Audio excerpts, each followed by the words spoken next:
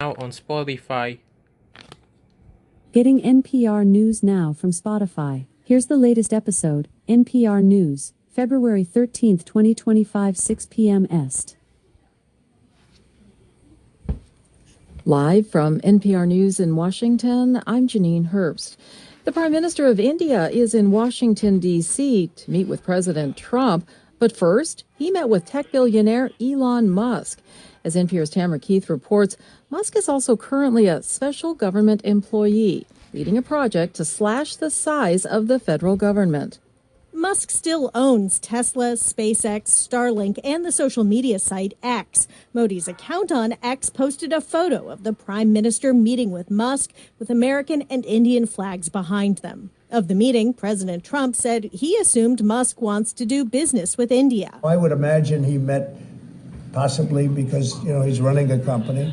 He's doing this as something that he's felt strongly about for a long time because he sees what's happening and he sees how the country is really being hurt badly by all of the fraud, waste, and abuse. Trump continues to downplay the risk of any conflict of interest between Musk's business dealings and his government role. Tamara Keith, NPR News.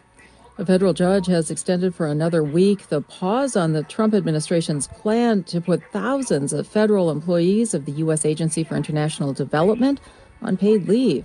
NPR's Hanzila Wong reports the judge is expected to release another ruling on that controversial plan next week. U.S. District Judge Carl Nichols, a Trump appointee, has ruled to keep blocking the Trump administration from putting more than 2,000 USAID workers on leave. Federal government employee union is leading this lawsuit to challenge the administration's efforts to gut the agency and stop most foreign aid.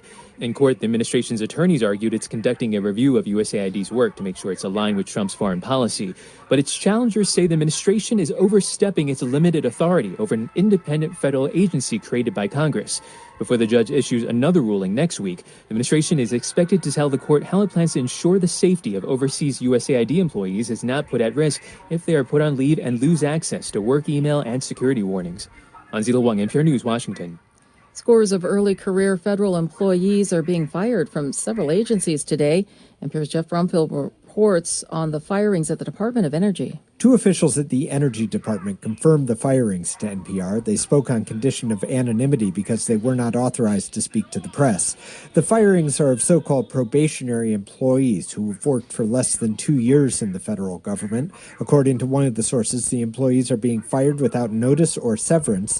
The Energy Department conducts a wide variety of activities, everything from funding renewables to carrying out fundamental science to maintaining the nation's nuclear weapons. A spokesperson did not immediately respond to a request for comment. Jeff Brumfield, NPR News, Washington. Wall Street higher by the closing bell. You're listening to NPR News from Washington. A South Texas judge has ordered an election to decide whether to incorporate Elon Musk's SpaceX Starship launch site as a new Texas city. Texas Public Radio's Marianne Navarro has more.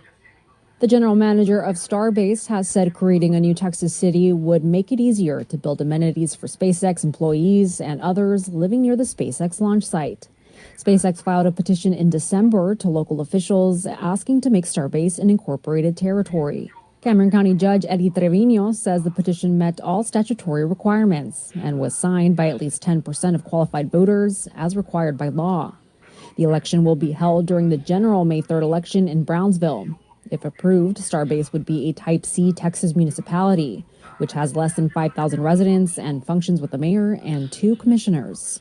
I'm Marianne Navarro in San Antonio. Household debt in the U.S. has risen to a new all-time high of just over $18 trillion.